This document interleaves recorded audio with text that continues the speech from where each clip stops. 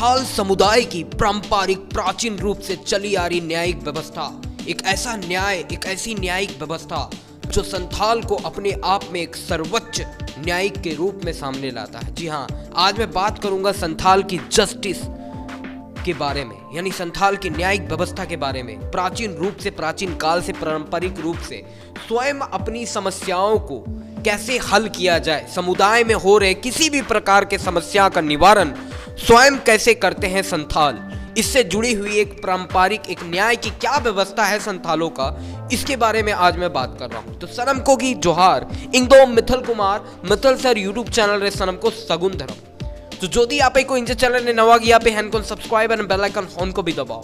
तो बात करूंगा मैं आज संथाल की जुडिकल सिस्टम की, न्यायिक व्यवस्था की। संथाल की ऐसा न्यायिक व्यवस्था जिसमें वो अपनी समस्याओं को हल स्वयं अपनी व्यवस्थाएं से करते हैं। ये व्यवस्थाएं पीढ़ी दर पीढ़ी से पारंपरिक रूप से चलता आ रहा था। क्या आज भी ये व्यवस्था हमारे संथाल समुदाय के बीच में, संथाल समाज के बीच में उपलब्ध है?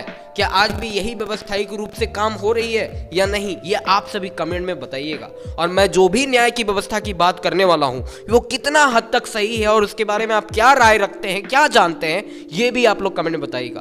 तो सबसे पहले संथाल समुदाय का जो मुखिया होता है, किसी भी संथाल समुदाय का जो मुखिया होता है उसे माजी हदम कहा जाता है।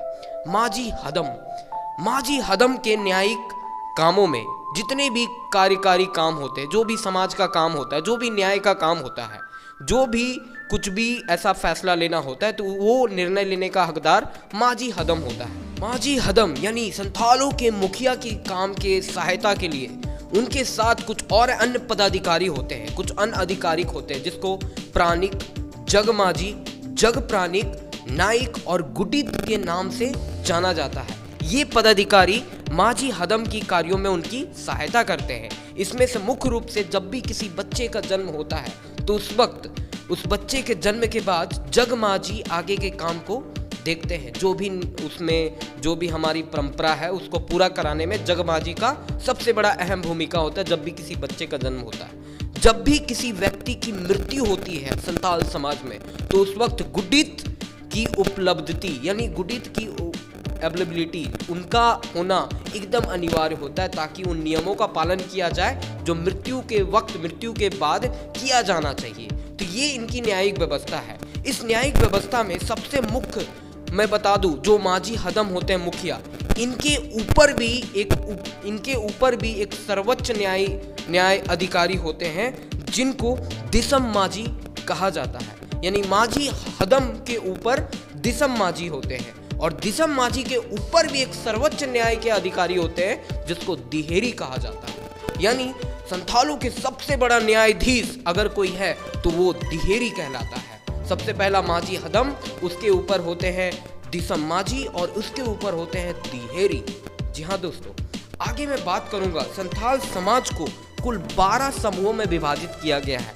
वैसे पारंपरिक रूप से चला आ रहा है कि संथाल हमेशा नदी, पेड़ों, पहाड़ों या जंगलों के नजदीक वास करते थे या करते हैं। तो वो अपने पेशे के रूप में मशहूर है। वो जिस काम के लिए फेमस थे उसी हिसाब से उनको वो 12 समूहों में विभाजित किया गया है। जिसमें से कुछ समूह के बारे में मैं आपको बताता हूँ, जिनमें से मुर्मू, स्पेशली मुर्मू को पुजारी कहा जाता है, मर्दी को व्यापारी कहा जाता है और किस्कू को शासक कहा जाता है।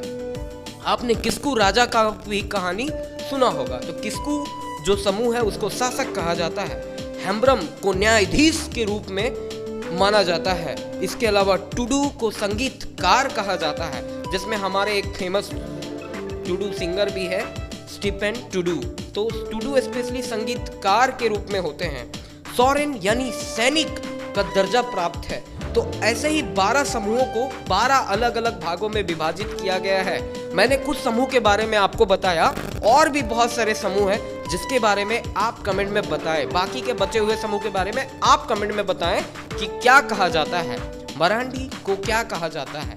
तो बाकी का समूह के बारे में आप बताएं। संथाल का जो अपना एक संगठन होता है, हर संथाल समुदाय में अपनी सामाजिक व्यवस्था को बनाए रखने के लिए एक न्यायपालिका होती है, एक संगठन होता है। मुख्य रूप से पहला संगठन को ग्राम परिषद कहा जाता है, जिसको मांझी बेसी के नाम से जाना जाता है। संथाल का जो संगठन होता है उसको ग्राम परिषद को मांझी बेसी कहा जाता है। दूसरा संगठन प्रंगना परिषद होता है जिसको प्रमात्र बेसी के नाम से जाना जाता है। और इसके सर्वोच्च परिषद एक होता है जो सबसे ऊंचा होता है जिसको लबीर बेसी के नाम से जाना जाता है। जी हाँ, तो संथालों के मुख्य रूप से 3 परिषद होते हैं दोस्तों। पहला मैंने जो आपको बताया मांझी बेसी, दूसरा प्रमात्र बेसी और तीसरा लबीर बेसी यानी ग्राम परिषद। उसके बाद जो मैंने आपको बताया प्रंगना परिषद और सर्वोच्च परिषद।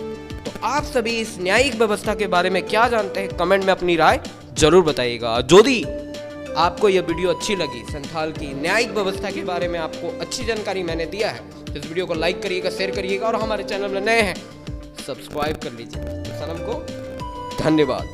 जय हिंद, जय झारखंड, जय हो।